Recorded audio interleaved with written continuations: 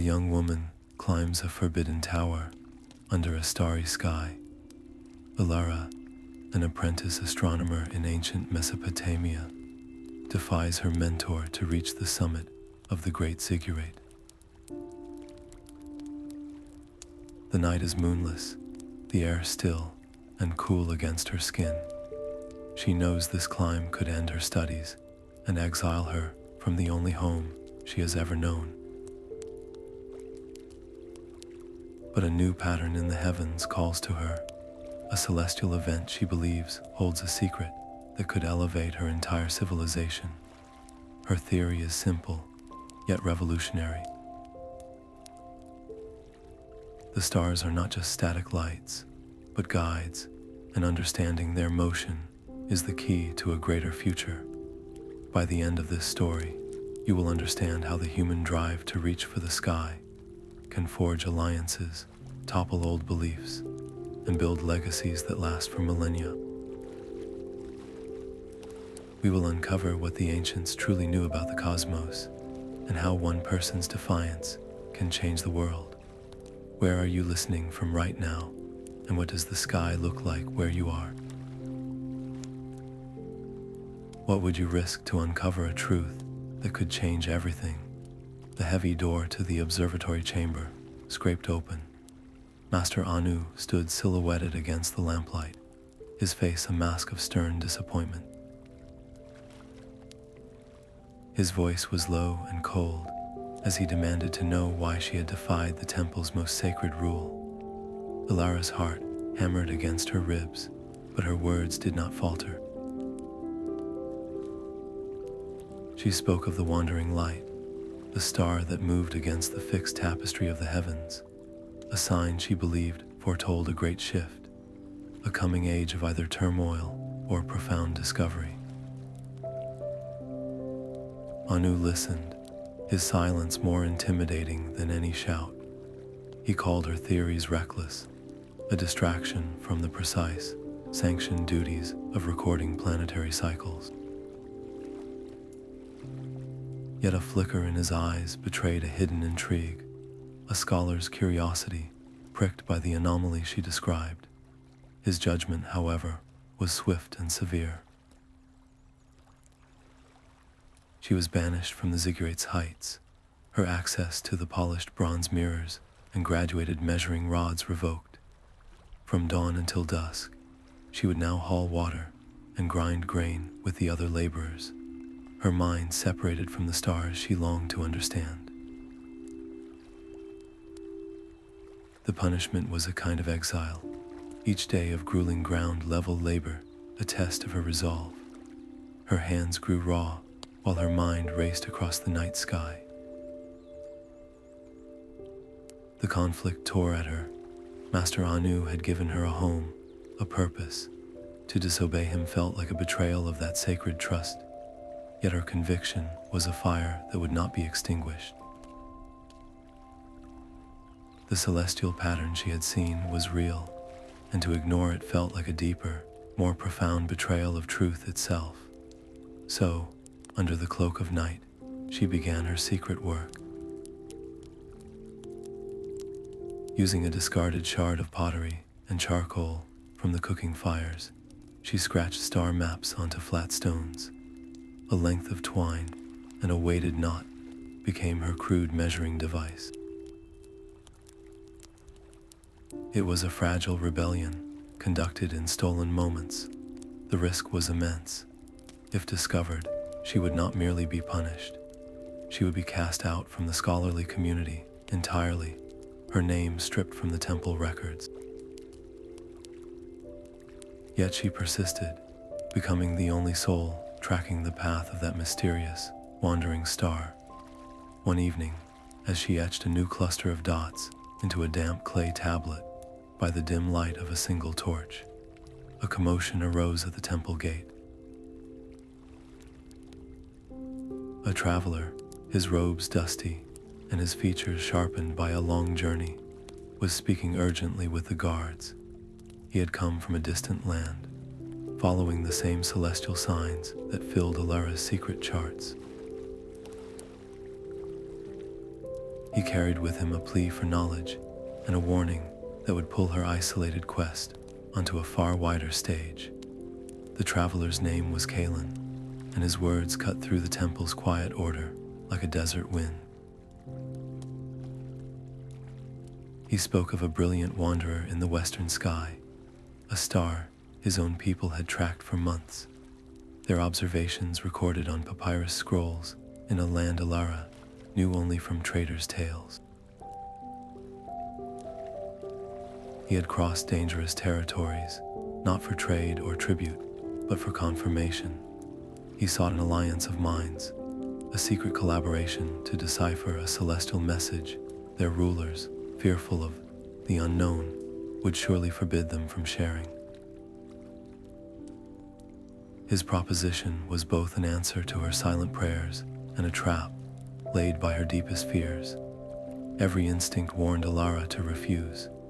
For generations, her people and Kalen's had been rivals, their borders tense, their gods different. To share temple knowledge with him was not just disobedience, it was an act that could be branded treason. She pictured Master Ena's devastated face, the complete shattering of his trust. Yet, the alternative was a different kind of betrayal, a surrender to willful ignorance. Kalen's foreign star charts could be the key, the independent confirmation that her theory was not the rambling of a rebellious apprentice, but a universal truth written in the sky for any culture wise enough to read it. The conflict within her was a silent storm. She spent a day grinding grain, the repetitive motion doing nothing to quiet her racing thoughts. Could she truly place her trust in a stranger, or was his offer a clever ruse to steal her people's astronomical secrets? The potential for a historic breakthrough, for understanding that could benefit all their peoples, warred with the very real danger of political fallout and personal ruin. That night, as the wind began to whisper, picking up dust from the plains, she made her choice. The pursuit of a greater truth, she decided, had to transcend the artificial boundaries drawn by kings and priests. She agreed to a single, clandestine meeting. The stakes were now terrifyingly high. This was no longer a simple defiance of her mentor. It was a step into a shadowy world of inter-civilization intrigue. Success could bring unparalleled glory and wisdom, but a single misstep, a single witness, could mean not just exile, but a far darker fate. As a brewing sandstorm began to cloak the city in a shroud of ochre dust, Elara wrapped her cloak tightly around her face and slipped through the chaotic, empty streets. Her heart pounded in rhythm with the howling wind, a solitary figure moving toward an uncertain rendezvous, completely unaware that rival factions, threatened by the very knowledge she sought, were already watching. The wind howled, whipping grit against the walls of the abandoned grain storehouse where they met. In the flickering light of a single oil lamp, Elara unrolled her clay tablet while Kalen spread his delicate papyrus scroll. For a long moment, they just stared, the breath catching in their throats. Both charts, one etched in rough clay and the other inked on fragile paper, depicted the same impossible path of the wandering star. The silence between them was electric, charged with the weight of a shared revelation. Their interpretations, however, were a chasm of cultural belief. Kalen's people saw the star's journey as a glorious herald, a sign of a benevolent god's impending favor.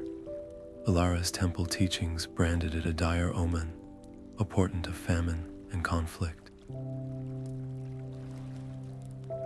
The same celestial event, viewed through different eyes, held two opposing futures. This was more than just confirmation. It was a challenge to everything they had been taught.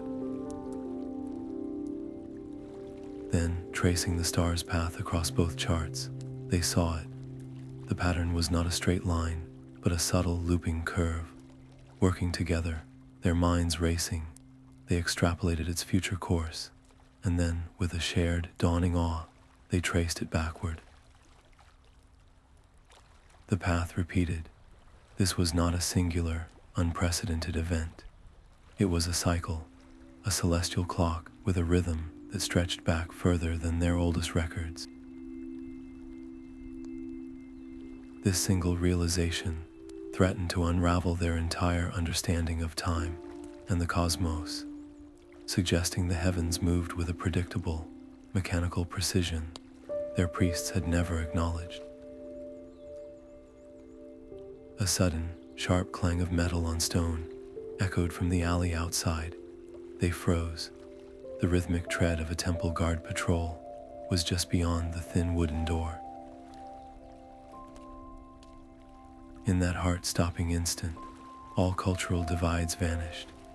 Kalen swiftly rolled his scroll as Elara doused the lamp, plunging them into utter blackness. They pressed together into a deep recess between towering clay jars, their only sound the shared, terrified rhythm of their breathing. She was hiding a foreigner, a man her people viewed with suspicion, and he was trusting her not to cry out and betray him. Their fates were now inextricably linked. As the guard's footsteps faded, Elara made a decision that sealed her path past any point of return. Reaching into a hidden fold of her robe, she produced a small, smooth stone tablet. On its surface was a complex grid of numbers and symbols, the temple's sacred method for predicting lunar phases. Sharing this was a transgression punishable by permanent exile. She placed it in Kalen's hand, her voice a whisper. "Use this. Your numbers and hours together can calculate the cycle's true length." The act of trust was immense, but it created a tangible, physical danger. That stone tablet was now evidence of her crime, a secret now held in the hands of a near stranger. As they parted in the still swirling dust of the storm, Kalen paused. "His people have an old story," he said, his voice low. "A legend of the first builders who raised a single great tower, not for kings or gods, but for the sky itself. They say its shadow touches a certain star only once in 1,000 years, and that its stones hold a secret even older than our civilizations." He melted into the shadows, leaving Elara alone with a dangerous new hope and the terrifying knowledge that her rebellion had only just begun. The legend of the first builders was a seed planted in fertile ground. In the days that followed, Elara's mind was consumed by Kalen's story.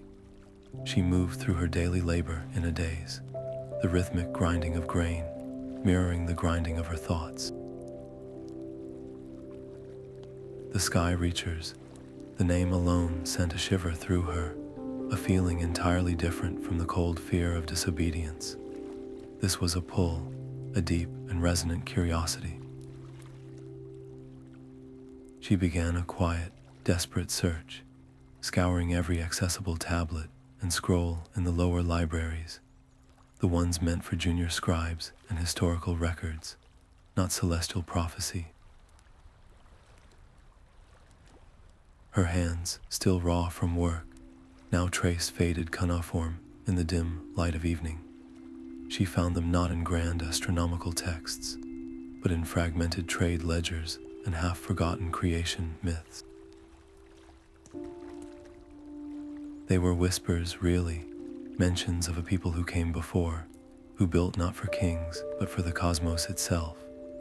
The texts called them the Sky Reachers, and they spoke of a network of stone towers, each one an eye turned upward, designed not just to watch the stars, but to touch them. The concept was staggering. It suggested a unified, ancient purpose, that predated and perhaps even informed the isolated ziggurats of her own civilization. Her own temple, the very center of her world's knowledge, was not the first and only gateway to the heavens. It was possibly just one piece of a much larger, older puzzle. This realization struck at the foundation of everything she had been taught. The temple's authority was built on the premise that it alone held the keys to understanding the divine will written in the stars. If another, older civilization had already mapped these cycles with greater precision, what did that mean for her people's beliefs? The celestial event she and Kaelin were tracking was not just an omen. She became convinced it was an alignment, a moment when the wandering star would pass directly over the location of one of these first sky reacher structures. The heavens and the earth were meant to converse, and her people had forgotten the language. Such radical ideas could not stay hidden for long. Her constant presence in the archives, her focused intensity, drew the attention of a senior priest named Enlil. He was a man of rigid doctrine, his faith etched as deeply into his soul as the laws were etched into the temple stones. He began to watch her, his eyes narrow with suspicion. He questioned her about her interests, his tone implying that her inquiries strayed into heresy, into areas that challenged the temple's singular truth. The air around her grew thick with unspoken accusation. Cornered and knowing she could not continue alone, Elara made a difficult choice. She decided to trust Lyra, a junior scribe with a quick mind and a quiet demeanor. They had often worked together, copying star charts, and Elara had seen the spark of genuine curiosity in Lyra's eyes, a flicker that the temple's rigid routines had not yet extinguished. One evening, she confided in her, sharing the fragments about the sky reachers and her theory of the celestial alignment. The risk was immense. By bringing Lyra into her confidence, she was no longer risking just her own future, but that of another. Discovery would now mean 2 lives ruined, 2 exiles. Lyra, after a moment of stunned silence, agreed to help. Her access to the restricted archives, a place Elara was now forbidden to enter, was the key. For nights, Lyra would slip into the silent, hallowed halls, bringing out copied fragments of text, each one a piece of the puzzle. The stakes of their secret collaboration multiplied the tension in every whispered conversation and every furtive exchange of clay tablets. They were building a case against their own world's understanding. Then, Lyra found it. Buried in a damaged epic poem about a great desert journey was a description of a solitary peak, known as the sun's pillar, beneath which the first stone of the sky was laid. The text contained a series of numerical references that, when decoded using the very lunar calculation methods Elara had shared with Kaelin, pointed to a specific location in the western desert. The message was clear. The first sky reacher structure was not a myth.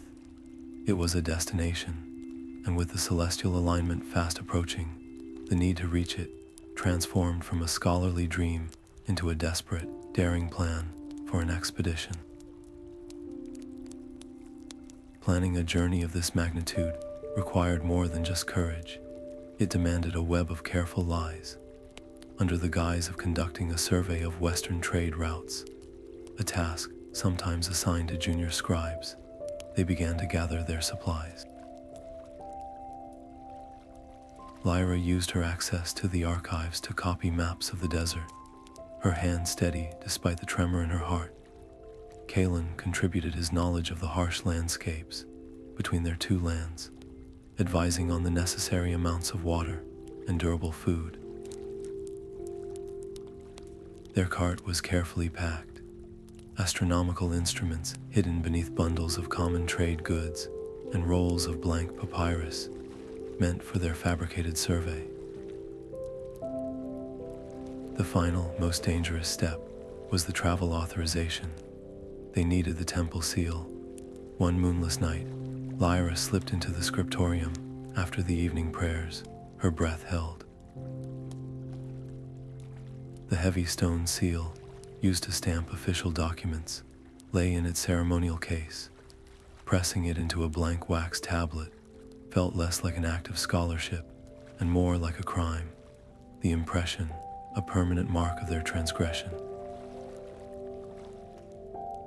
They were no longer just curious students. They had crossed a line into outright criminality. The weight of that single stamped wax tablet was immense. It was during this tense period of preparation that Master Anu summoned Elara. He stood in his study, the scent of cedar and clay tablets filling the air, his gaze heavy upon her.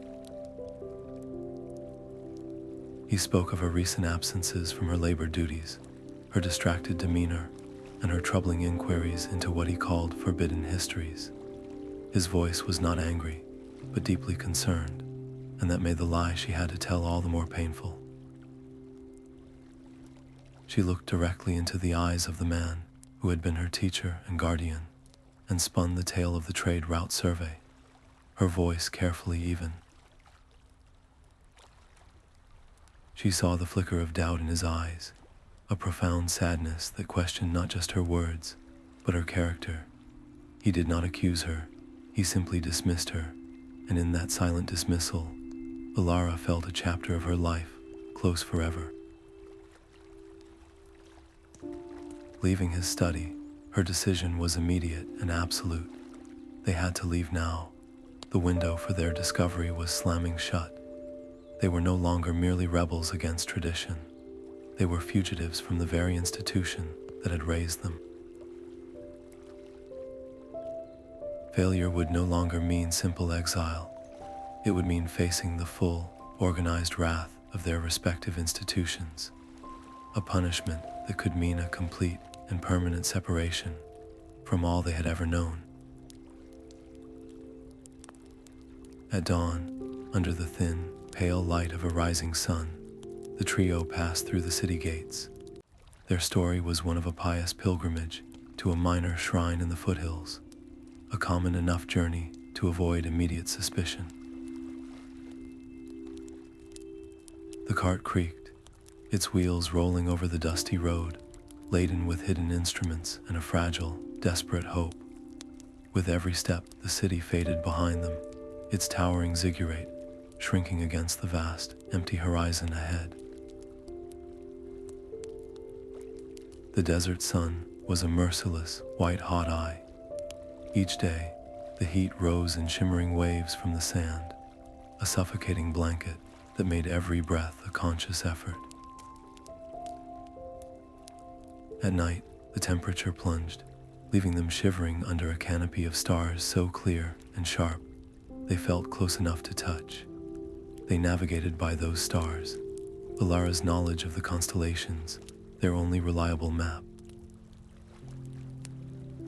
She would point out the steady, circling guards of the northern sky, using their positions to correct their course when the featureless dunes threatened to disorient them completely. Their water, carefully rationed, became a currency more precious than gold. It was Lyra who faltered first. The relentless sun and grueling pace proved too much. One afternoon, she simply stumbled and could not rise, her skin burning with fever despite the cold sweat that soaked her robes. The situation transformed from a difficult journey into a desperate fight for survival. An argument erupted, sharp and brittle with fear. Kalen, accustomed to the open deserts of his homeland, insisted they push forward toward a known caravan route marked on his maps. He argued that speed was their only ally, that stopping in this emptiness was a death sentence for them all. Elara, however, trusted the sky. She had been tracking their position against a specific star cluster, and her calculations suggested a different path, one that led toward a geological formation not recorded on any of their charts. Her theory was a gamble, a thread of celestial geometry against the solid reality of their dwindling water skins. Kalen accused her of risking Lyra's life on an academic fantasy, his voice tight with a cultural distrust of her temple-bred methods. In that moment, the divide between their worlds was as vast as the desert around them. With Lyra's shallow breathing as the only sound in the silence, Elara made a decision. She would trust her numbers. They turned the cart, its wheels grinding stubbornly through the sand, moving away from the known and into the absolute unknown. For a day, they traveled in a tense silence, the only communication between Elara and Kalen being terse directions. Hope was a fragile thing, thinning with every hour. Then, just as despair began to tighten its grip, the scent of damp earth reached them. A line of hardy, green reeds appeared, then a trickle of water emerging from a crack in a rocky outcrop. It was a hidden spring, a secret gift from the landscape, its location perfectly aligned with the celestial coordinates Elara had followed. They had found their oasis. They cooled Lyra's feverish skin and refilled their water skins. The simple, life-giving act of drinking their fill bonded them in a way their shared intellectual pursuit never could. They had faced the abyss together, and one person's knowledge had pulled them all back from the edge. The ordeal confirmed the terrifying physical dangers of their quest, but it also solidified their resolve. The goal was no longer just about understanding the sky. It was about survival, and the truth felt like their only possible salvation. Revived by the oasis water and a renewed sense of purpose, they pressed onward. A few days later, as the sun dipped toward the western horizon, Kalen pointed to a jagged, dark shape silhouetted against the fiery sky. It was not a natural mountain. The lines were too straight, the profile too deliberate. The first ancient structure stood before them, a silent sentinel waiting for its moment under the stars.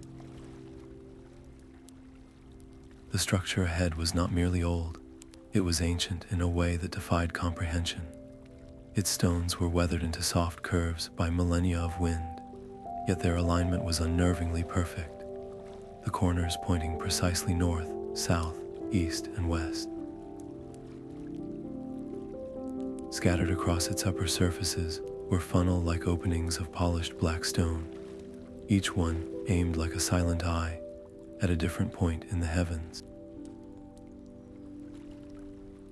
This was not a temple for worship, it was a machine for reading the sky, and its sophistication made the polished bronze mirrors of Elara's own ziggurat seem like child's toys. Their initial awe, however, was quickly chilled by a more immediate discovery. In the soft sand near the structure's base, partially swept by the wind but unmistakably fresh, were the footprints of others. The patterns carved into the soles of the sandals were unfamiliar, neither from Elara's city nor Kalen's homeland. They were not alone. The site was no longer a secret refuge for scholars. It was a destination others had also fought to reach. Elara felt a cold dread seep into her bones. She immediately insisted they halt their approach. The thrill of discovery had to be secondary to survival. They would not rush headlong into the main chamber. Instead, they would move with the silence of shadows, surveying the entire perimeter to understand the layout and identify any potential threats before committing themselves to the interior. Kalen, his hand resting on the hilt of his travel knife, agreed without argument. The stakes had just multiplied. They were no longer just trespassers on sacred ground. They were potential prey in a hunt for knowledge whose other participants were a complete mystery. Every crumbling wall could conceal an ambush. Every dark doorway could be a trap. The air itself seemed to thicken with a new, predatory tension. As the sun dipped below the horizon and long purple shadows stretched across the desert, their careful search revealed a narrow opening, almost completely hidden behind a collapsed section of wall. It was a tight squeeze, little more than a crack in the monumental stonework. They paused there, listening, and that is when they heard it.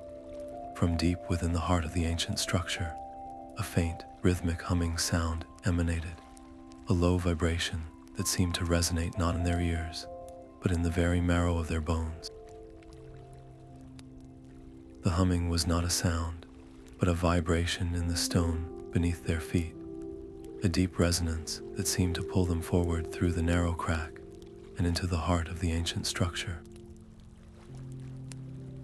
The air inside was cool and impossibly still, smelling of dust and ages. They emerged into a vast, circular chamber, its domed ceiling lost in shadow. And then they saw it. Slanting down from the funnel like apertures high above were perfect, brilliant shafts of moonlight, each one projecting a crisp, white pattern of stars onto the smooth stone floor. The entire chamber was a map of the heavens, a celestial clockwork, frozen in stone and light. Kalen reached out a hand, his fingers passing through the projected image of a constellation, his breath catching in awe. This was not a place of superstition. It was a precision instrument of staggering intelligence, a machine for reading time itself, and after thousands of years, it was still perfectly, mysteriously functional. Their wonder quickly turned to focused urgency. Elara knelt, tracing the patterns with her eyes, her mind racing to decipher the logic. She identified the wandering star's path, a bright point of light moving slowly across a carved groove in the floor. It was a confirmation of everything they had theorized, a physical, undeniable proof of the celestial cycle.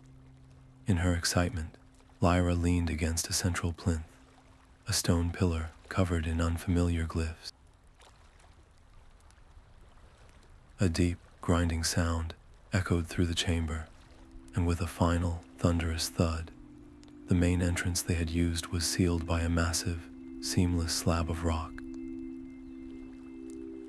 The hum of the ancient machine was now accompanied by the stark, terrifying silence of their imprisonment. They were trapped. Panic flickered in Lyra's eyes, and Kalen immediately began searching the smooth walls for any seam, any crack, any hope of leverage.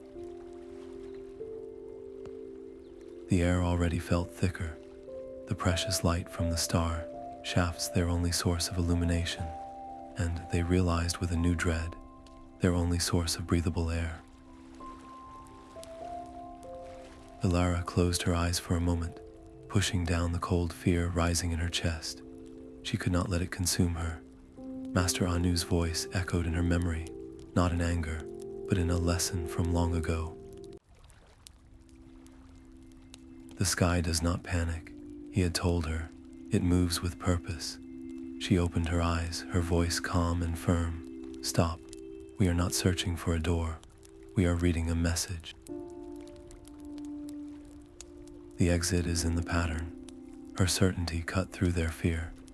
She directed them to observe how the starlight interacted with specific glyphs on the floor, how one particular shaft of light would only fully illuminate a sequence of symbols when the wandering star reached a certain point in its projected path.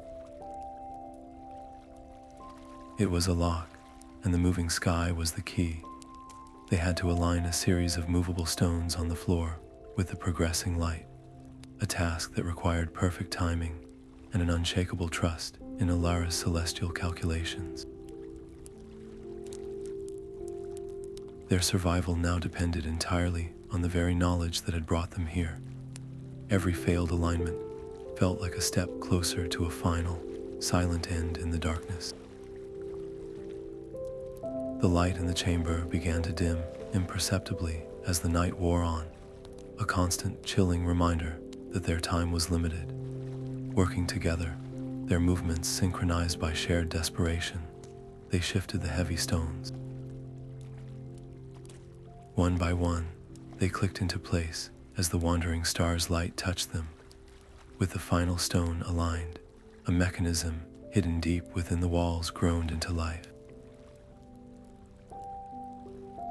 A section of the wall, which had appeared utterly seamless, slid sideways with a grating rumble of stone on stone, revealing not an exit to the desert night, but a yawning, black opening and a steep staircase that descended into the earth.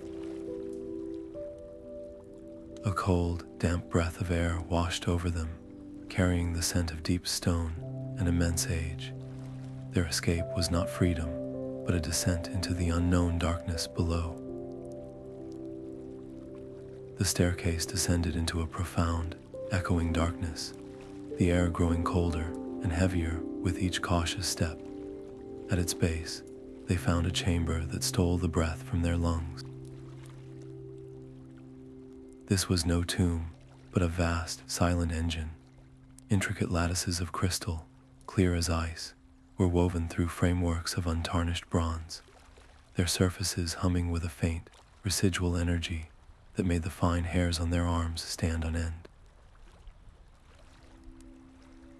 The room seemed designed not to worship the heavens, but to capture their essence, to distill the motion of the stars into a form that could be recorded and understood. Along the walls, set into recessed niches, were metallic plates, each one etched with impossibly complex star maps. These were not the simple scratchings of their own clay tablets, but perfect, permanent records of the cosmos. Lyra, her hand trembling, traced a finger over a spiraling galaxy rendered in fine lines.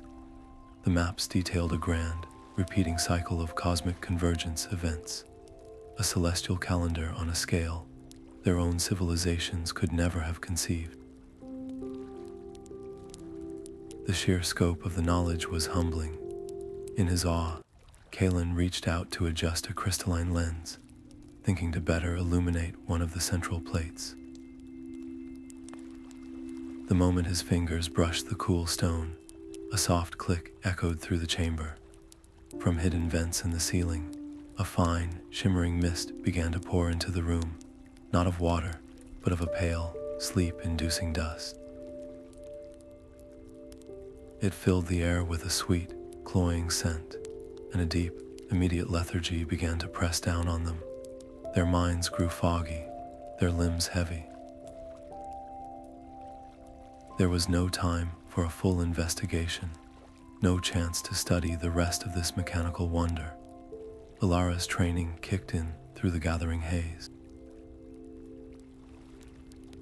Her eyes locked onto the largest, most central metallic plate, its surface dominated by the symbol of the wandering star. This was the core record, the key to the entire cycle. She lunged forward, her fingers closing around the cool, heavy metal, and wrenched it from its cradle. "We have to go now," she gasped, her voice already slurred. They stumbled back toward the staircase, holding their breath, their lungs burning as they fought the compelling urge to simply lie down and sleep.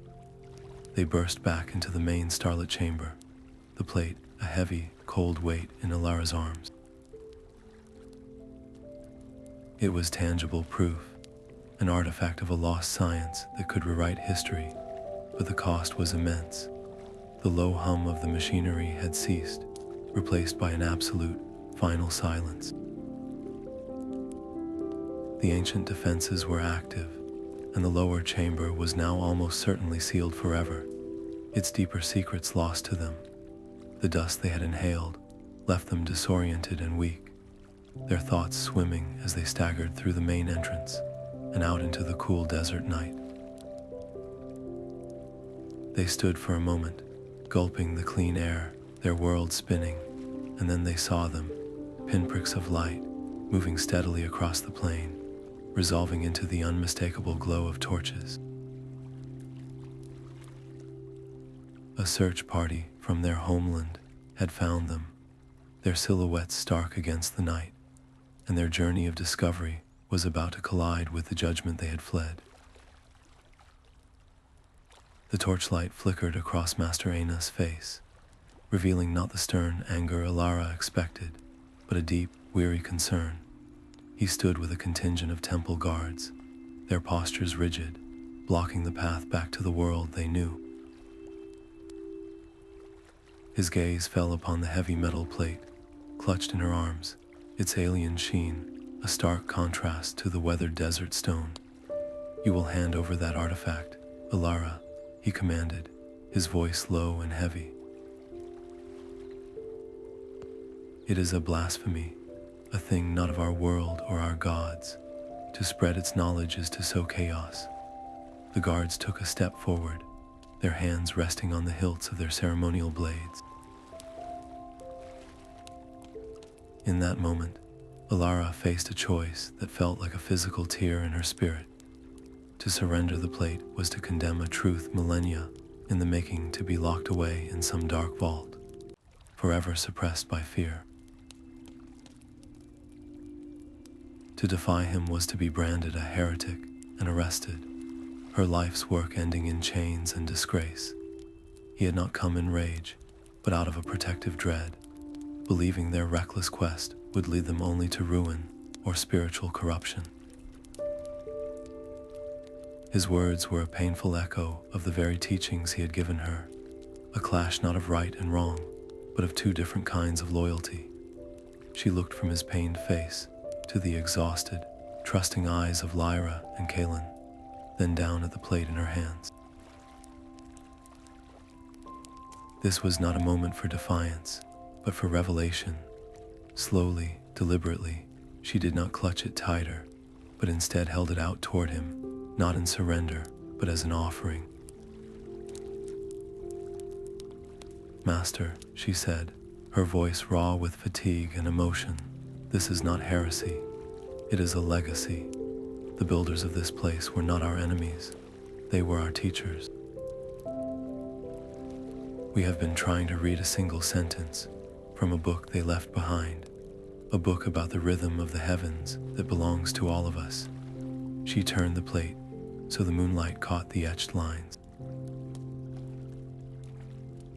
"This map shows a cycle of celestial peace, a time when the wandering star aligns with the core of our galaxy. It foretells not an end, but a beginning. Imagine using this knowledge to predict seasons with perfect accuracy for generations, to plan harvests and ensure our people's prosperity for 1,000 years. That is the danger they feared, the danger of a better future." Aina's stern expression faltered. He looked from her earnest face to the intricate, undeniable precision of the star map, a craftsmanship beyond any his own civilization could achieve. The guards watched him, waiting for his order. The silence stretched, filled with the weight of a paradigm about to shatter. His grip on his staff loosened. The rigid line of his shoulders softened into the posture of a scholar, not an inquisitor. His eyes, once filled with the fire of condemnation, now held only a profound, dawning contemplation. He did not take the plate. Instead, he gestured for his guards to stand down. "You will follow me," he said, his voice quiet yet firm. "You will bring this evidence before the High Council.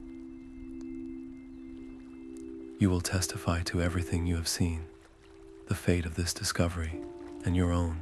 will no longer be decided in the desert, but in the heart of our home, under the eyes of the very stars you seek to understand. The great hall of the temple was a sea of stern faces and rustling linen robes. Before the assembled high priests and elders, Elara laid the ancient metal plate upon the central dais, its cold, alien surface reflecting the flickering torchlight. She did not plead, she demonstrated. With Kalen and Lyra at her side, she showed how the etched lines on the plate predicted the exact path of the wandering star, a path their own temple instruments had only just begun to record. She argued for a new way of seeing, not as rivals guarding secrets, but as partners in a shared celestial observation, a cooperative sky watching that could benefit all their peoples. The chamber erupted. Traditionalists, their voices trembling with outrage, decried the findings as dangerous lies that threatened to upend the divine order and insult their ancestors. Progressives, their eyes alight with a scholar's hunger, saw a path to untold knowledge and a deeper understanding of the cosmos itself. The debate was no longer about stars, but about the very soul of their civilization. Then, a rival priest named Enlil stepped forward, the same man who had watched Elara in the archives. In his hand, he held a clay tablet. A captured message he claimed was from Kalen's own people. He read aloud a passage speaking of celestial omens, granting a mandate for expansion, twisting the words to sound like a plan for military conquest. The air in the hall turned to ice. The scholarly debate shattered, replaced by the raw, familiar tension of political fear. Kalen was no longer a fellow seeker of truth. He was a spy, and his knowledge a weapon. Elara saw their fragile alliance crumbling before the council's suspicious eyes. In that moment of crisis, she made a choice that would define her forever. She stepped forward, her voice clear and unwavering, and staked her entire reputation, her freedom, her very place in the world, on the truth of their discovery. I challenge this council to look for itself, she declared. Do not trust my word or his documents. Trust the sky. The next minor alignment of the wandering star occurs in one lunar cycle. Grant us the means to observe it, and you will see the data from this ancient device is flawless. Her audacity silenced the room. The stakes were now terrifyingly high.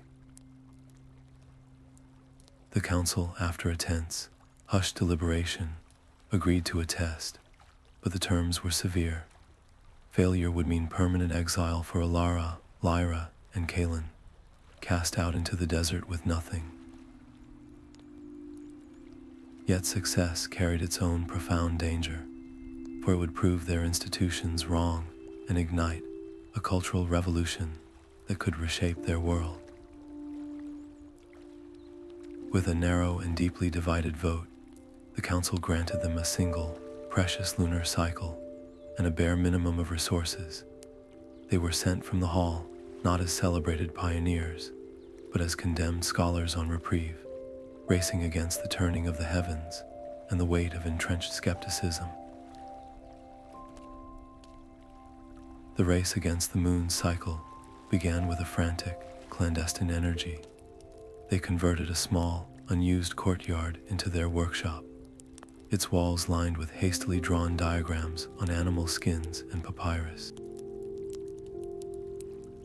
Sympathetic artisans, their curiosity piqued by whispers of a challenge to the old ways, joined them under the cover of night, their hands shaping wood and polished bronze to replicate the celestial funnels of the ancient structure. Mathematicians, drawn by the elegance of the numbers Elara presented, worked by lamplight to calculate precise angles and alignments. It was a fragile alliance of the intellectually brave, a secret rebellion built not of stone, but of shared curiosity. This fragile hope was shattered one morning. They arrived to find their half-built model in ruins. A supporting timber was splintered, a carefully angled mirror lay cracked on the stones, and a set of crucial calculations was missing. The sabotage was deliberate and devastating.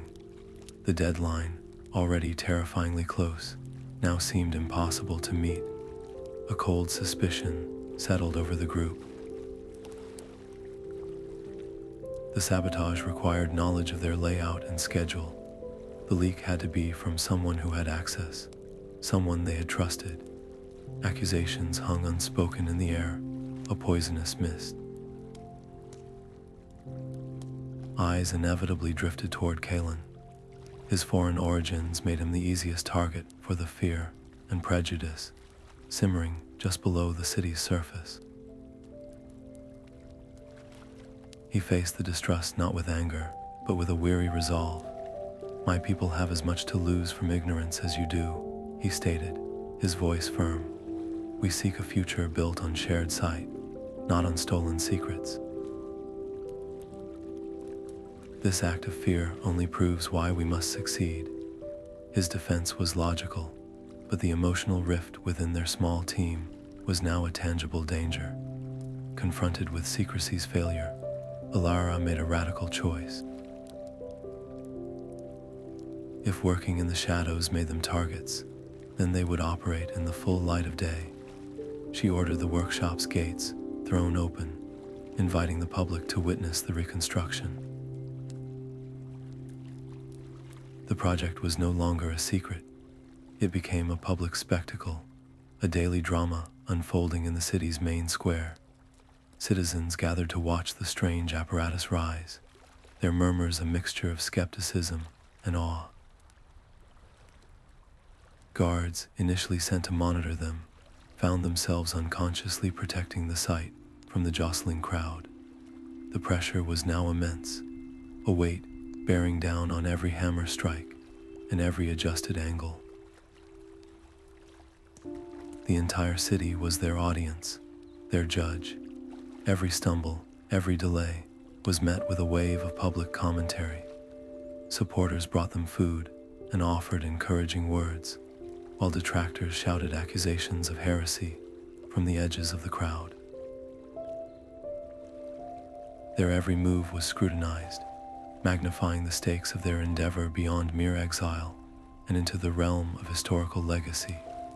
On the eve of the celestial event, under a sky rapidly clearing of clouds, the final stone was set. The scaled-down observatory stood complete in the main square, a silent, elegant challenge to the towering ziggurat that had dominated the city's skyline for generations. It was a foreign shape, an echo of an older world, and it waited under the emerging stars for the heavens to speak their verdict. A hush fell over the city as the first point of light pierced the model's central funnel. Then another and another, until a shimmering, moving tapestry of constellations danced across the white stone plaza. The air itself seemed to vibrate with a silent, cosmic music. All eyes were fixed on the wandering star, a brilliant bead of light tracing the exact, predicted path along the groove in the ancient plate. The correlation was perfect, undeniable. A collective gasp rippled through the crowd as the celestial event unfolded not just in the sky above, but in a perfect, miniature echo at their feet. The proof was no longer a theory in a scroll. It was a living spectacle of light and motion. For a long, breathless moment, there was only wonder. Then the shouting began. A group of traditionalist priests, their faces contorted with fury, surged forward. "This is not knowledge, it is sorcery," one of them cried, his voice cutting through the awe. They are using a demonic trick to lead you astray. They demanded the immediate destruction of the model, their followers stirring the crowd into a confused, anxious frenzy. The moment of supreme validation teetered on the edge of violent chaos. Just as the guards moved to intervene, Master Anu stepped into the space between the model and the angry priests. He did not shout. He simply raised a hand, and the authority in his gesture commanded a fragile silence. He turned his back on the priests, facing the sea of citizens instead. For years, he began, his voice carrying easily in the sudden quiet. We have believed our understanding was complete. We feared what lay outside the walls of our own knowledge. But tonight, the sky itself has spoken no older, greater truth. To deny this evidence is not faith, it is fear, and I will not be its servant. His gaze swept over the crowd, then settled on Elara. By the authority of this office, I affirm this work. Let this night mark not an end, but a beginning of a new era of inquiry for all our peoples. The shift was immediate and electric. The crowd's anxiety transformed into a roaring wave of approval.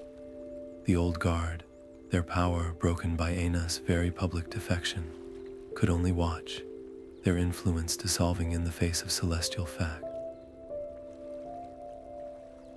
In the joyous tumult that followed, as citizens pressed forward to see the miraculous lights, a dust-streaked messenger pushed through to Kalen, pressing a sealed scroll into his hand. The message was brief and direct. His own council, having received word of the demonstration's success, had issued a summons. He was to return at once, alone, to answer for his unsanctioned collaboration. The celebration around them continued, but for the three friends, the victory suddenly felt fragile. A brief moment of unity before the tides of two separate worlds pulled them apart. Kalen's departure felt like a victory, hollowed out by fear. He packed his few belongings under a sky that no longer seemed infinite, but divided. His own people might greet him as a visionary who secured a celestial key, or as a traitor who gave away their ancestral secrets. Every step east was a step into that uncertainty. Elara watched him prepare, the weight of their shared discovery now a chasm opening between them. Their partnership, forged in desert dust and starlight, was being pulled apart by the very political forces it sought to transcend. Lyra voiced the fear that haunted them all. Without a formal alliance with Kalen's people, our traditionalists will not stay quiet for long, she whispered, her eyes on the celebrating crowd. They will wait, and they will work to bury this knowledge once the spectacle fades. The truth is still fragile. It needs more than one night of light to survive. In that moment of looming separation, Elara and Kalen made a pact, a promise carved not in stone, but in shared purpose. They would not let their cultures retreat into isolation. They would establish a permanent, neutral ground, a sanctuary for the sky, a place where scholars from every civilization could meet, far from the dictates of temples and councils, to study the heavens together. This dream was far grander and more dangerous than unlocking a single ancient secret. It required them to build not just a device, but an institution, a living idea that would stand against the will of powerful opponents in both their lands. The risk was monumental, inviting opposition from all who believed knowledge should be hoarded, not shared. With a final, solemn farewell, Kalen turned his horse toward the eastern horizon. Elara did not watch him disappear into the shimmering distance. Instead, she turned her back on the city, and lifted her gaze to a barren, wind-swept hill just beyond the walls. It was an empty place, a blank slate under the open sky, and she already saw the foundations of their new observatory rising from its silent earth. The first stone of the spire of unity was not laid by a priest or a king, but by a stonecutter's daughter. Elara, her status now a volatile mixture of visionary and pariah, stood on the barren hill and directed the volunteers with a quiet authority that had been forged in the desert. They came from every trade, carpenters and potters and weavers, their hands calloused from different labors, but united by a shared glimpse of a larger cosmos. They cleared the rocky ground with a fervor that was its own kind of faith, their belief built not on ancient dogma, but on the memory of Starlight dancing in the city square. Yet for every willing volunteer, there was a whisper in the shadows. Traditionalists who had lost face in the public demonstration now waged a silent war of attrition. They did not confront the builders directly, but instead spread rumors that the hilltop was a place of ill omen, cursed ground that would bring famine to anyone who disturbed it. More tangibly, the project was plagued by misfortunes. A cart of vital timber was found with its axle mysteriously sawn nearly through. A shipment of high-quality mortar simply vanished from a guarded storehouse. These were not accidents. They were the calculated efforts of saboteurs hoping to starve the project of both materials and morale, to delay it until public enthusiasm faded and funding dried up. Elara understood that this was a battle for the spirit of her workers as much as for the stone. She made a decisive choice. She would not delegate the danger or the drudgery. She traveled to the quarries herself, trading her scribe's robes for sturdy work leathers. She worked alongside the laborers, her hands growing raw as she helped to pry the great foundation stones from the living rock. Her presence was a shield. It became far harder for unseen enemies to tamper with stones when the project's leader was sleeping beside them, her determination a visible physical force. The workers, seeing her share their hardship, redoubled their efforts, their loyalty cementing as surely as any mortar. Every sunrise brought new anxiety. How many workers would fail to appear, scared away by the latest rumor of a curse? Would the day's water ration arrive, or would another accident befall the supply caravan? The physical safety of her team was now a constant, gnawing concern. A carefully loosened stone could maim, a sabotaged rope could end a life. The dream of unity was being tested by the very real threat of violence, hiding behind a veil of misfortune. After weeks of grueling effort, the final foundation stone was set, its level surface a promise of the spire to come. As the team celebrated their small victory, the western horizon began to darken not with night, but with a boiling ochre cloud. A sandstorm was rolling toward them, a vast, suffocating wall of dust and wind. As the first gusts whipped at their clothes, a cry went up from a lookout. Within the storm's leading edge, a line of shadows emerged. It was a caravan, fighting its way toward the hill, and at its front, his face wrapped against the stinging grit, was Kalen. He had not returned alone. Beside him stood a delegation of men and women whose hands, even at a distance, were clearly those of master builders.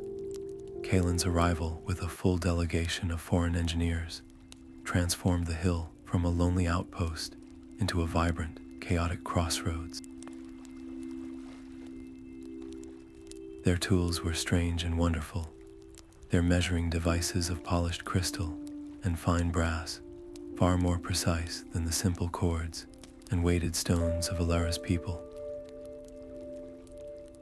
The pace of construction surged forward, the skeleton of the tower rising with a speed that felt almost magical. The air filled with the sounds of two languages, clashing and blending over the noise of hammers and saws, a bustling, multilingual symphony of shared purpose. But this rapid progress came at a cost. The foreign engineers, masters of elegant arches and interlocking stone, viewed the massive, blocky foundations laid by Elara's builders as crude and wasteful. Elara's stonemasons, in turn, saw the delicate, intricate designs of Kalen's people as fragile and dangerously novel. A dispute over the proper angle for a load-bearing wall nearly escalated into a brawl, old prejudices flaring in the heat of disagreement and mutual suspicion. The project's very survival now hinged on more than just stone and mortar. Elara and Kalen acted swiftly, gathering the most respected voices from both groups as the sun set. They instituted a daily council, a simple circle on the ground where every complaint and idea from either culture was heard with equal weight. This was not just about building a tower, it was about building trust, enforcing a radical new model of cooperation where the best technique would win, no matter its origin. The success of this small society on the hill became a test case for an entire future. Could their two civilizations, with their long history of tension, truly coexist and create something greater together? The observatory was no longer just a scientific instrument.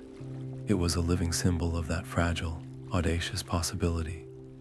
Then, as the first completed tower segment reached for the sky, a new sign blazed into the evening. A comet, a brilliant streak of icy light with a tail like a silver banner, arced across the heavens. A hush fell over the entire worksite. In Elara's culture, such a sight was a call to reflection, a celestial messenger. In Kalen's, it was a direct blessing from the gods of travel and discovery. For the first time, both interpretations did not conflict. They converged into a single, shared awe, a silent affirmation from the cosmos that their impossible alliance was exactly where it was meant to be. The comet's silver tail burned across the night for 7 days, a silent spectacle that drew travelers from every corner of the plain. What had been a noisy construction site swiftly transformed into a makeshift town of tents and campfires, a bustling community drawn together by celestial wonder. Pilgrims arrived with offerings of food and tools, their hands eager to touch the stones of the rising spire. Among them were skilled artisans who saw in the project a purpose greater than any single kingdom, their talents freely given to the dream of a unified sky. This sudden influx of support solved the problem of scarce materials, but it created a new, more complex challenge of governance. Elara and Kalen found themselves not just architects, but peacekeepers, settling disputes over water rights and sleeping spaces, their vision tested by the mundane realities of a growing settlement. The harmony, however, was fragile. On the 8th morning, a group of stern figures from Elara's city marched up the hill, their leader a priest named Enlil, who had long opposed her work. They halted at the edge of the activity, their faces set in grim lines of disapproval. They did not shout, but their silence was a condemnation. They declared the spire a monument to heresy, its collaboration with outsiders a pollution of their ancestral traditions. They demanded the immediate expulsion of Kalen and all his people, their voices cutting through the morning air and bringing every hammer and chisel to a stop. The entire worksite froze, a community holding its breath. Elara stepped forward, placing herself between the newcomers and the diverse crowd of workers. She did not call for the guards. Instead, she invited Enlil and his followers to speak their piece in the center of the camp, before all who had gathered. "Let us hear your concerns," she said, her voice carrying clearly. "Let the sky itself be our judge." The debate that followed was not a scholarly argument, but a raw, public clash of worldviews.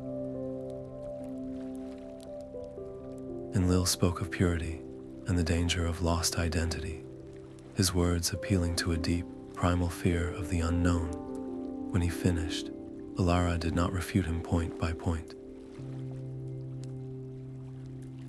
She simply turned and pointed upward, to where the comet still hung, faint but visible, in the dawn light. "That messenger does not carry a scroll for one people," she said. "Its light falls on every tent, on every face here, regardless of the language we speak, or the gods we name in our prayers. The sky is the one homeland we all share. To build a wall around its truth is the real heresy." Her words, framed against the undeniable, shared reality of the comet, resonated with a power that doctrine could not match.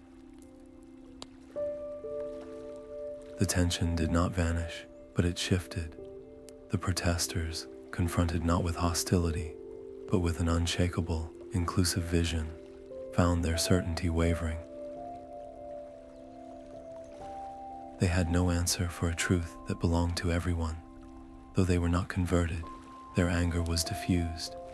They agreed to withdraw, their demand for expulsion left unanswered on the stony ground. As they descended the hill, a new energy seemed to flow into the workers. The comet's lingering glow witnessed not an end, but a consolidation. The final, most ambitious stage of construction could now begin, its foundation secured not just in stone, but in the hard-won unity of 1,000 different hands.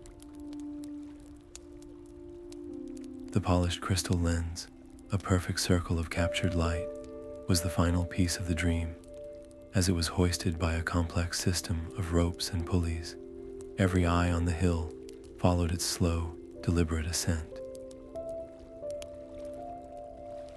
A collective breath was held, the only sound the gentle creak of the ropes and the whisper of the wind. It settled into its bronze cradle at the very peak of the spire with a soft, resonant click. For a single, perfect moment, the structure was complete, a testament to the thousands of hands and two distinct cultures that had woven their knowledge into stone and glass. The cheer that erupted was not from one people, but from all, a roar of shared triumph that echoed across the plains. This was more than a building, it was a promise made real. The celebration, however, was cut short by the thunder of approaching hooves. Scouts burst into the clearing, their faces grim. A rival chieftain from the northern territories, a man named Borak, who had long profited from the tensions between their peoples, was marching on the hill.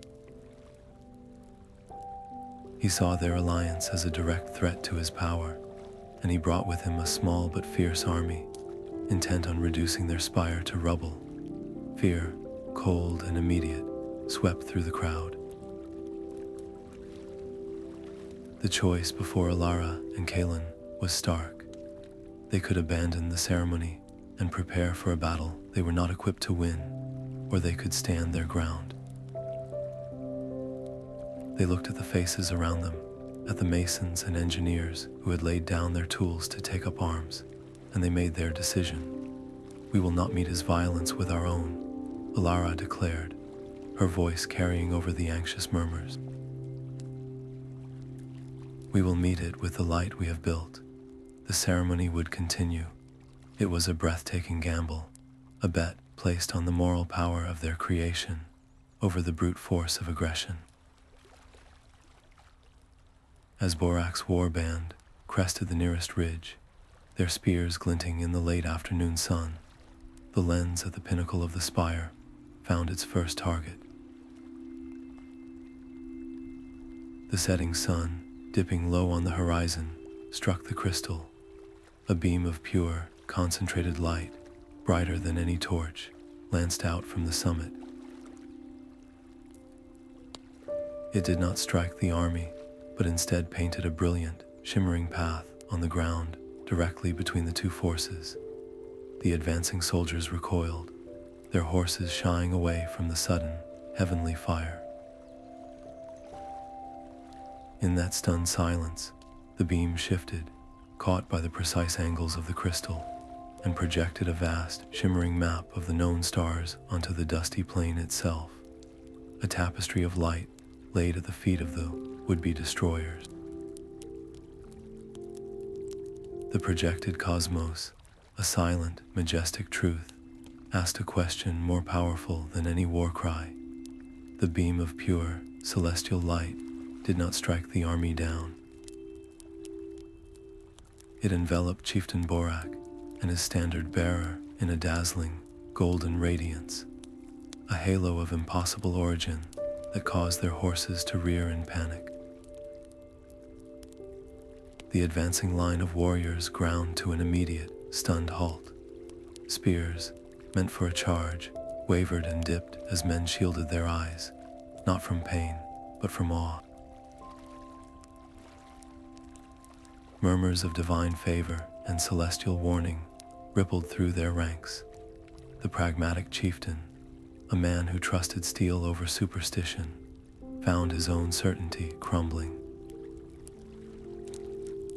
To attack a site so clearly touched by the heavens was to invite a curse upon his entire lineage, a risk his battle-hardened mind could not justify.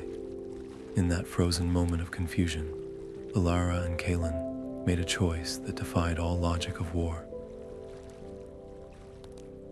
They laid down the few tools they held and began to walk, unarmed, across the open ground toward the illuminated chieftain. The silence was absolute, broken only by the crunch of their footsteps on the dry earth. They offered no challenge, only an invitation to see the source of the light, to understand the knowledge it represented. This was the ultimate gamble. A single nod from Borak could see them captured or worse, their dream extinguished in an instant. But if their courage could bridge the gap between fear and curiosity, they might not only save the spire, but gain a powerful protector. Borak watched them approach, his face unreadable within the brilliant glow. His grip on his weapon tightened, then with a slow, deliberate motion, he lowered the blade to the ground. He dismounted, his movements cautious, and followed them, his own fate now as uncertain as theirs, into the shadow of the spire he had come to destroy. Inside the spire, the air was cool and still, humming with a quiet energy. Chieftain Borak walked slowly, his warrior's eyes tracing the lines of polished bronze and crystal. Elara showed him the star records, the etched metal plates, detailing the rhythmic dance of the heavens. She explained how the wandering stars' cycle could predict the coming of the rains, the ideal time for planting, and the safest paths for his traders to navigate the trackless desert. His own shaman, an elder with a face like weathered leather, studied the celestial projections. After a long silence, the old man nodded slowly, confirming that the spire's predictions aligned with his own deepest knowledge of the seasons, but with a precision he had never before witnessed. The chieftain's stern expression softened into one of dawning comprehension. This was not a weapon or a challenge to his gods. It was a tool, a source of power, more enduring than any army. He turned to Elara and Kaelin, his voice low and firm. "My spears will guard this hill," he declared. "My people will provide what you need to sustain it." A ripple of discontent moved through his warriors.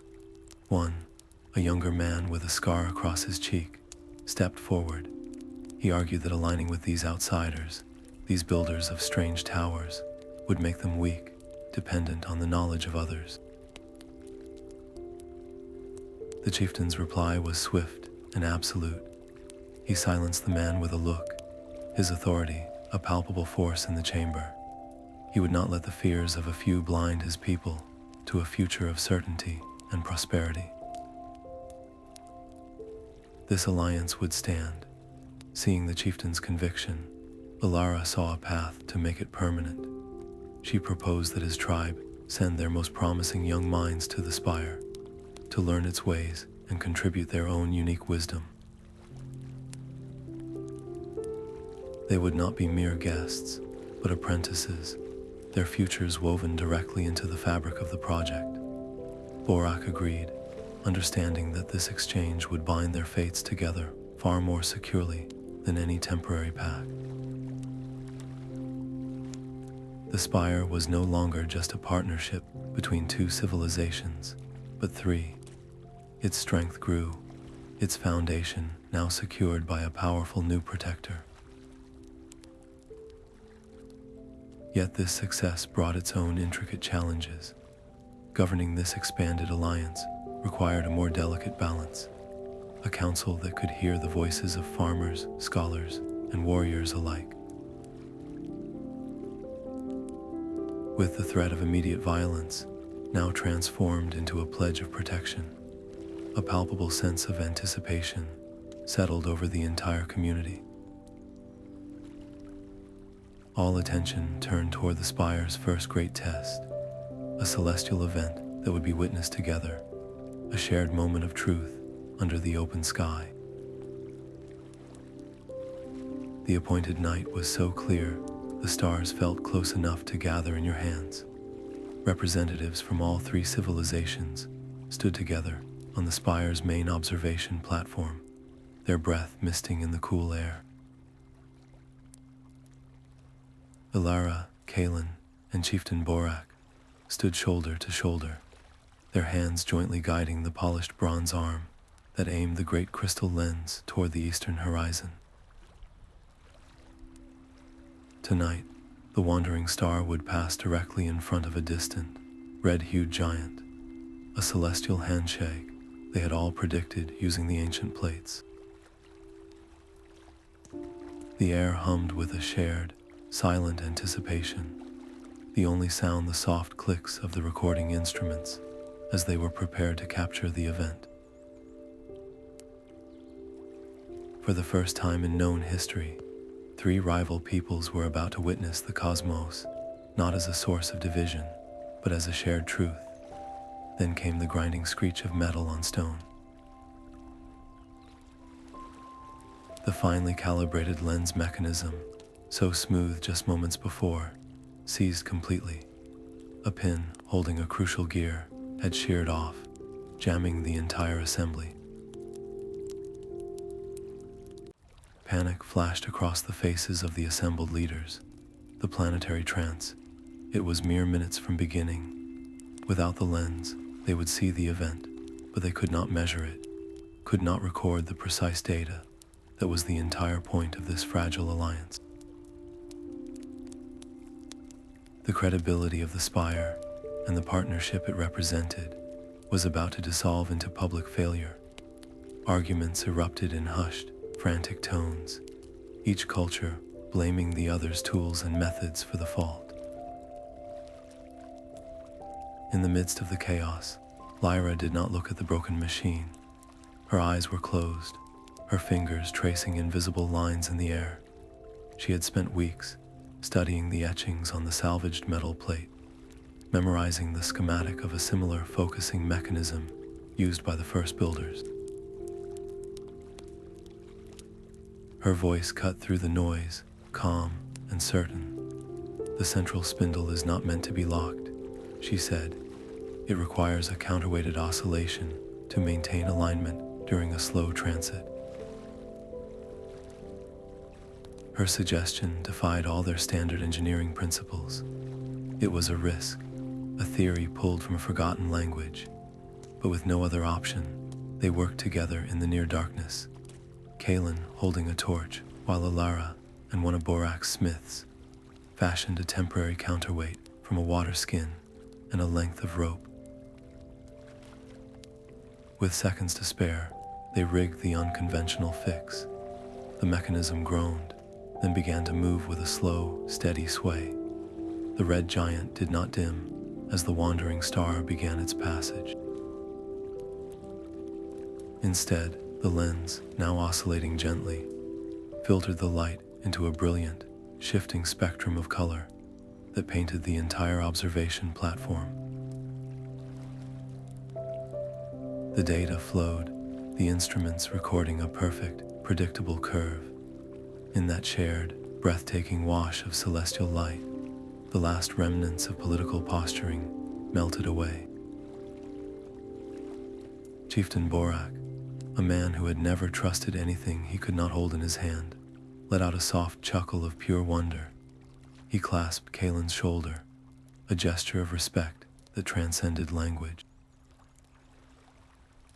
The emotional bond forged in that moment was more powerful than any signed treaty. They were no longer allies of convenience, but companions in discovery.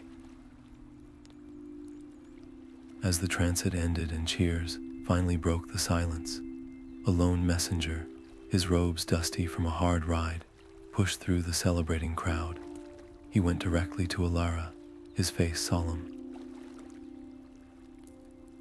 He did not speak his message aloud, but the wax tablet he pressed into her hand needed no announcement. The symbols stamped upon it were those of the High Temple, and the stylized bird carried in its beak was the universal sign for a final journey. Master Anu was gravely ill. His time was short, and his last request was for his former apprentice to return to the city she had defied, to stand at his side one final time. The air in Master Anu's chamber was thick with the scent of medicinal herbs and slow-burning lamp oil. He lay propped on his sleeping pallet, his form diminished, the fierce light in his eyes softened to a quiet, knowing ember. Elara knelt beside him, her journey-weary hands covering his. He spoke not of her defiance, but of his own. "I feared the storm your truth would unleash," he whispered, his voice a fragile thread. "I saw only the walls that would fall, not the foundations you could build. I was your teacher, but you became mine." From beneath his thin blanket, he drew a bundle of worn leather journals, their pages filled with his precise, familiar script. They contained decades of private observations, celestial anomalies he had recorded but never published, data that quietly corroborated her most radical theories about the ancient cycles. This was his final, silent rebellion against the dogma he had publicly upheld. His passing that night was a quiet exhalation, a star winking out. The grief that washed over Elara was profound, a loss that felt like the removal of a cornerstone from her world. Yet, intertwined with the sorrow, was a profound sense of peace. The long conflict between them had resolved into a shared understanding that transcended the need for forgiveness. In the days that followed, as the temple elders began their whispered maneuvering for influence, a clear choice crystallized before her.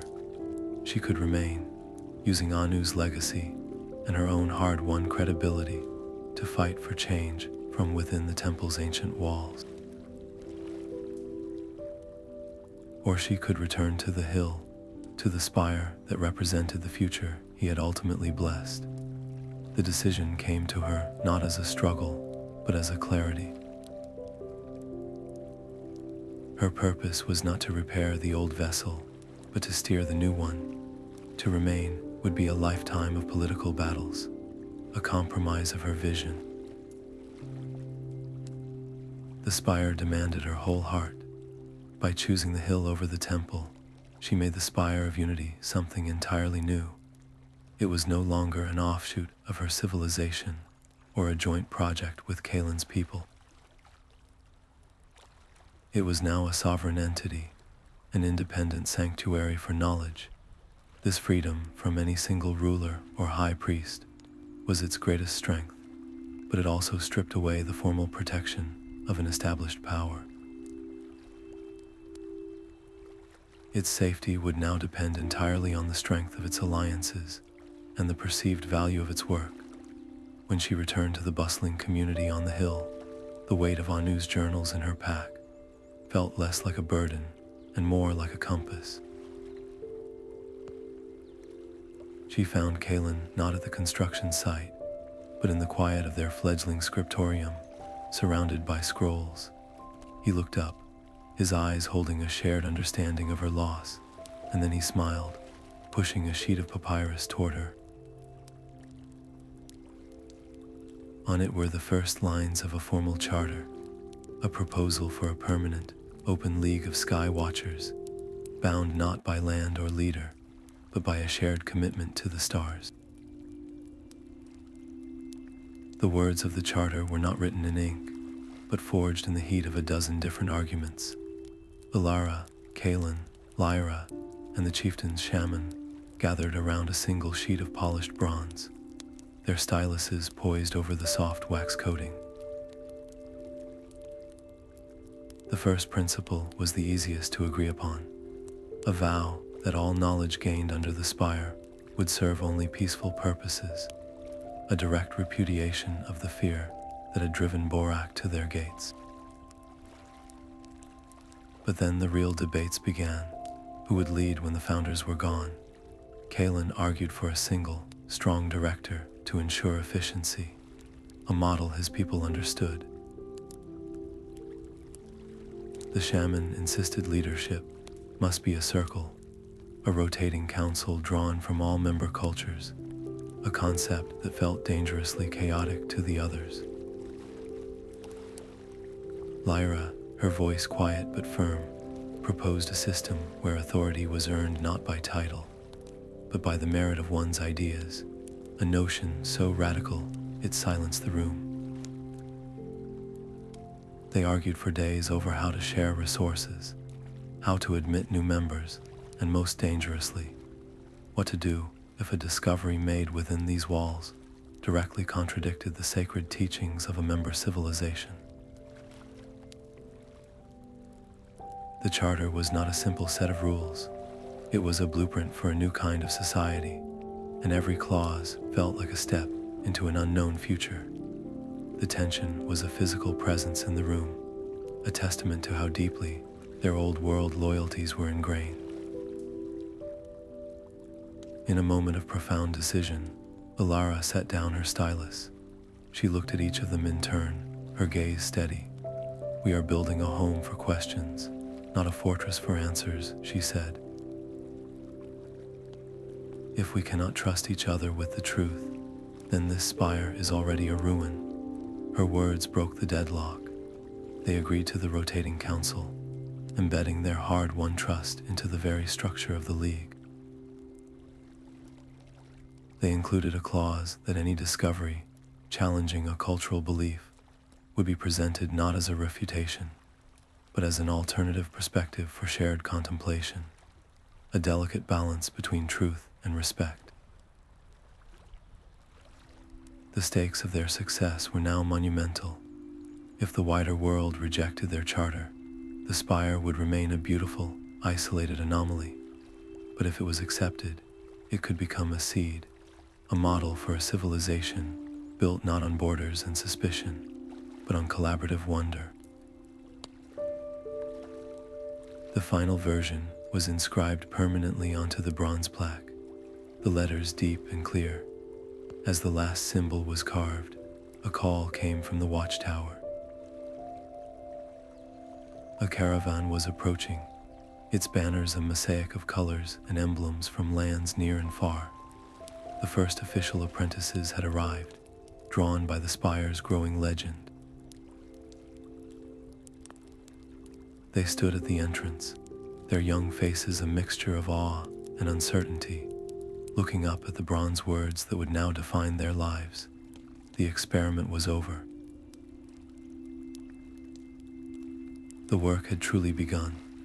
The first apprentices arrived carrying the hopes of their homelands in their scroll bags and the nervous tremor in their hands. Elara and Kalin greeted them not as masters before disciples, but as fellow travelers on a path of shared questions. Their inaugural lectures were held not in a sealed chamber, but under the open sky, with the half-finished spire as their blackboard. They spoke of mathematics as the language of the cosmos, of astronomy as humanity's oldest story, and of the sky reachers as a reminder that the drive to understand the heavens was a thread connecting all civilizations. The quiet hilltop was suddenly alive with the vibrant energy of young minds, its dusty paths worn by the footsteps of students debating celestial mechanics in a dozen different dialects. Yet the pressure was immense. A young woman from the northern tribes, raised on oral tradition, struggled to translate the star myths of her people into the precise numerical tables Kalin required. A scribe from Elara city, his entire identity built on temple-approved knowledge, found his faith shaken by the radical idea of a self-regulating cosmos, a universe that needed no priests to interpret its will. The weight of representing their cultures, of being the first and only bridge for this fragile alliance, led to moments of quiet despair in the corners of the library. Seeing this, Elara remembered the trust that had been her own salvation. She instituted a simple rule, a mentorship program that paired each new student with a more experienced peer from a different background.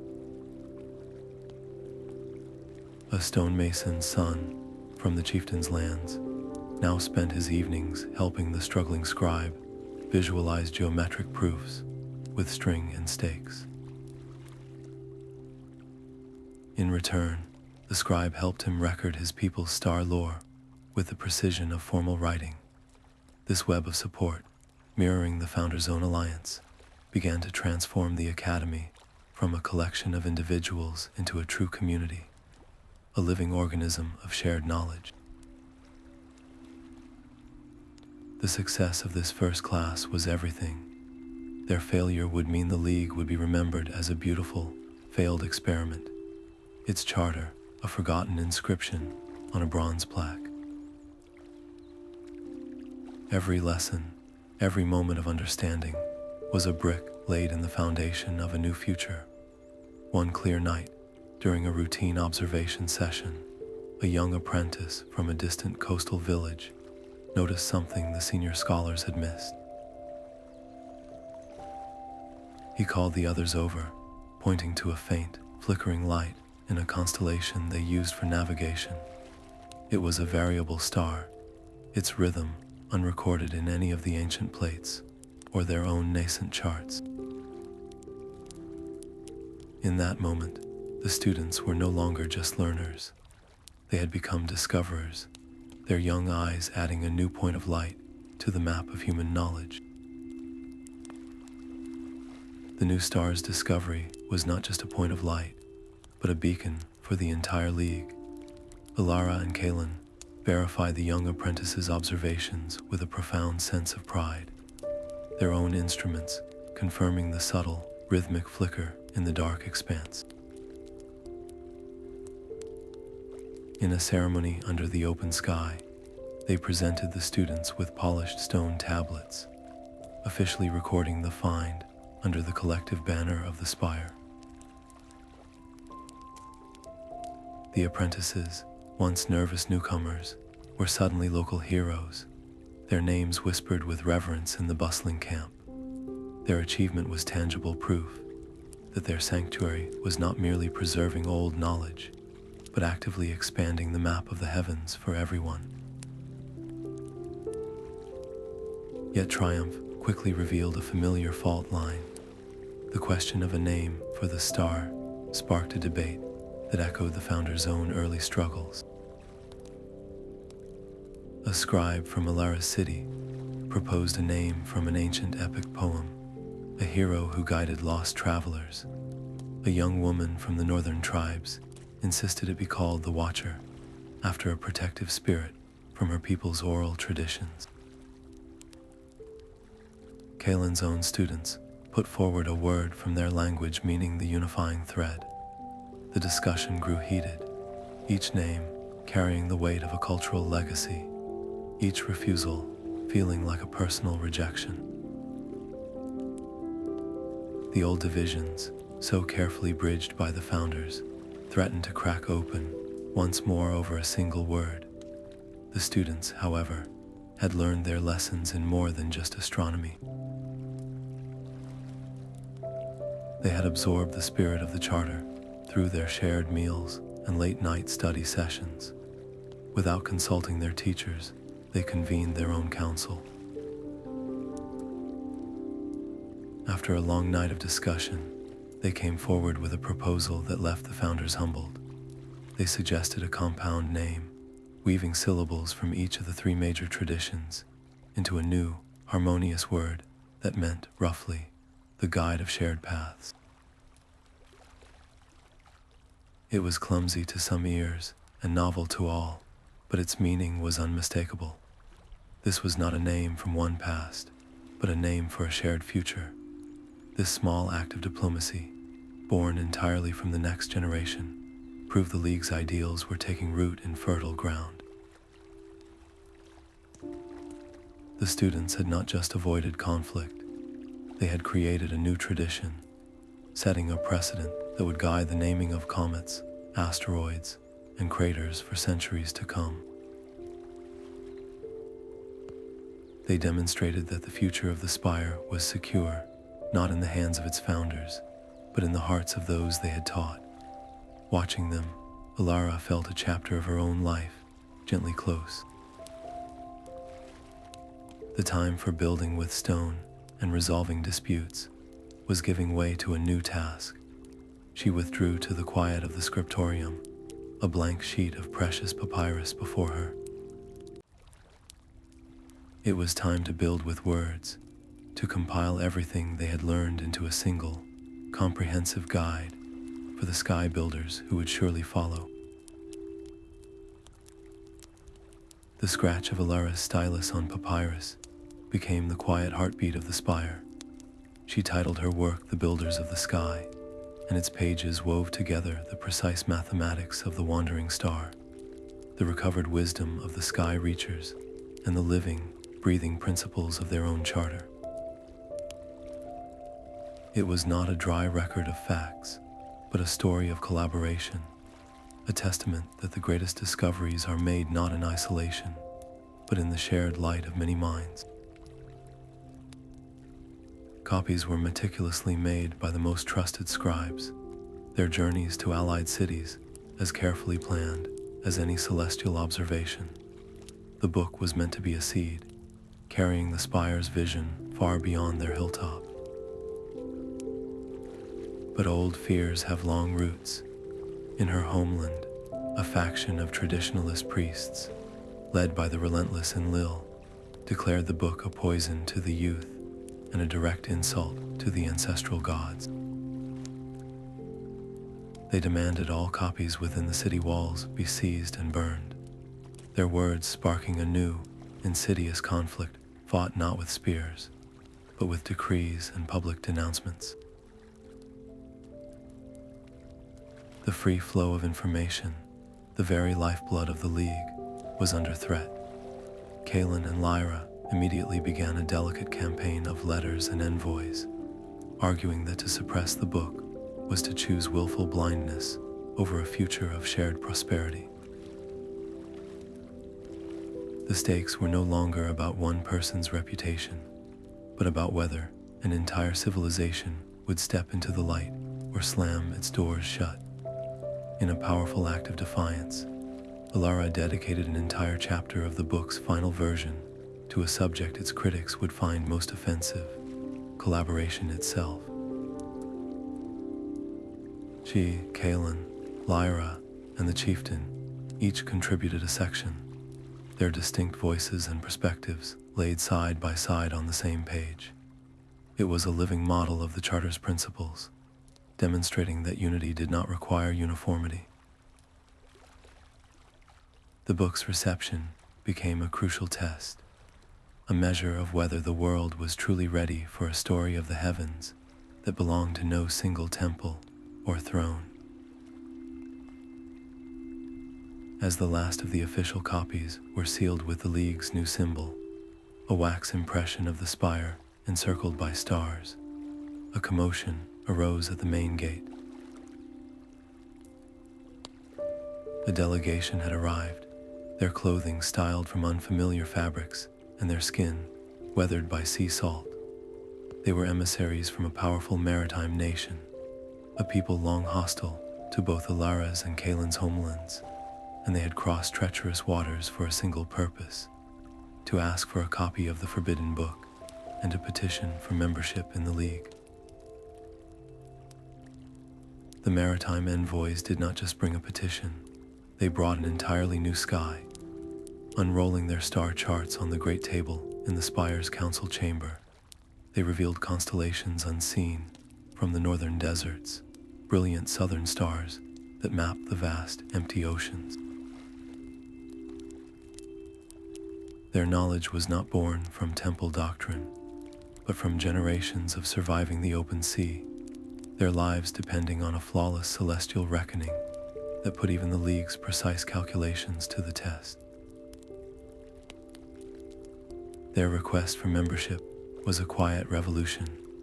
For the first time, the League was presented with a body of knowledge that was not just different, but wholly complementary, a missing piece of a global puzzle.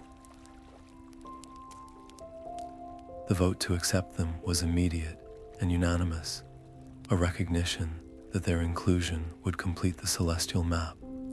Integrating the mariners, however, proved a greater challenge than any council debate.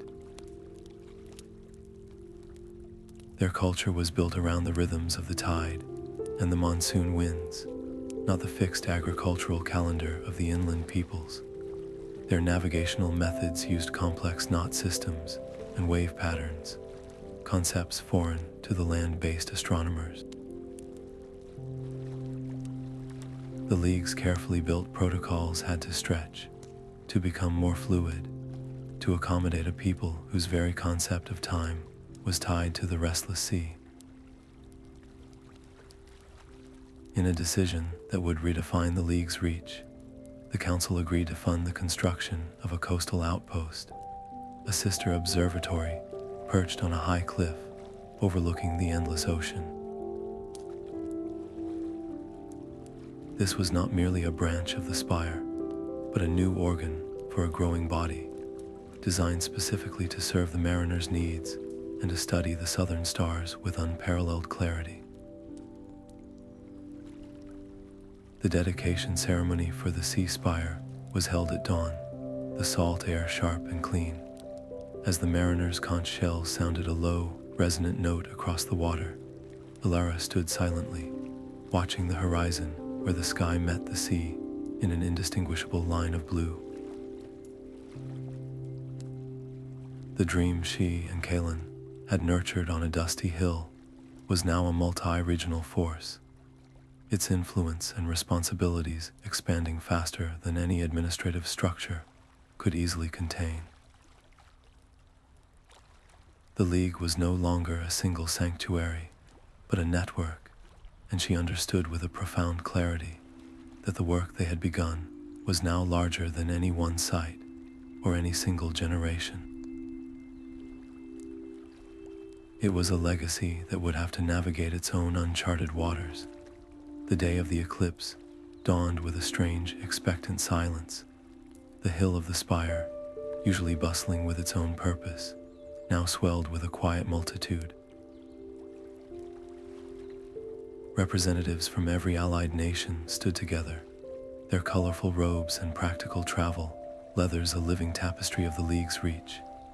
Elara stood beside Kalen, Lyra, Chieftain Borak, and the weathered mariner captain, their small group, a quiet anchor in the sea of humanity. All eyes were fixed on a massive diagram etched into the smooth stone of the plaza, a collaborative map merging the mariners' ocean currents, the northern tribe's seasonal winds, and the ancient sky reacher calculations for this very day. Then the first sliver of shadow touched the sun. A collective gasp, soft as a sigh, moved through the crowd as the light began to dim. Elara's voice, calm and clear, cut through the growing twilight, explaining how the mariners' charts of the moon's pull had refined the path, how the northern stargazers had confirmed the timing, and how the sky reacher etchings had given them the blueprint centuries in advance.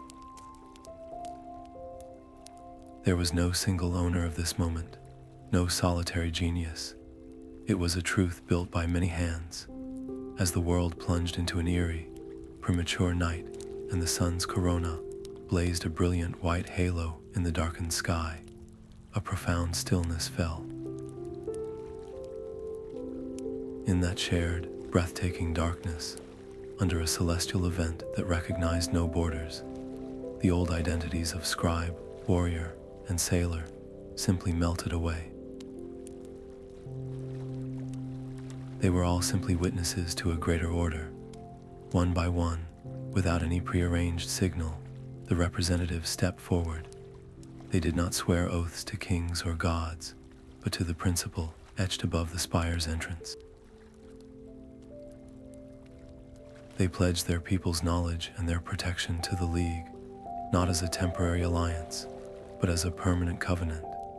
The eclipse lasted only a few minutes, but the commitment made in its shadow was built to last for millennia. As the first brilliant bead of sunlight returned, flooding the world with a golden dawn, it illuminated not just a hilltop, but the unshakable foundation of a new kind of civilization. Years flowed like a river, carrying the spire from a daring experiment to the quiet, steady heart of a global network of knowledge. Elara, her hair now a silver crown, and her hands traced with the lines of a long life, no longer needed to lift stones or settle disputes. Her world had become the classroom, the gentle rustle of papyrus, and the faces of young apprentices who had journeyed from deserts, forests, and distant coasts. She taught from her own book, its pages worn soft from use, and watched a new generation piece together a single, unified map of the entire night sky. In their collaboration, she saw the same spark that had once ignited in a dusty courtyard, now burning brightly in 100 different hearts. The true legacy of the Sky Reachers was not locked in the stone of their forgotten towers, but lived in the unbroken chain of curiosity they had inspired. It lived in every child who lay in a field at night, pointing at a wandering light and asking a question that had no borders. The heavens, which ancient priests had used to build walls between peoples, had become their most spacious common ground.